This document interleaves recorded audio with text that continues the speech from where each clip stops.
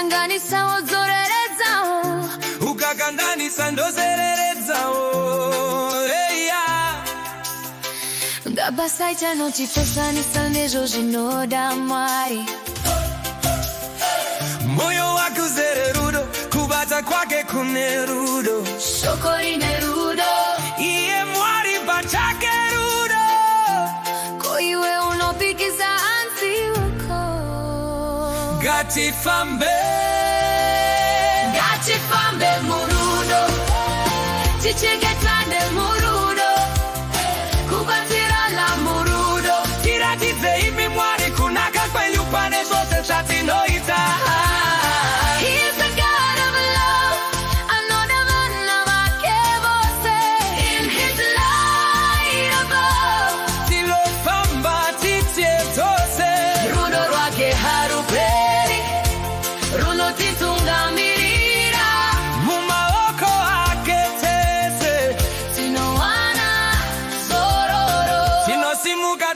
Tiri mumwe maoko akabatana murudo rwashe, hatisivega munzira yatofamba.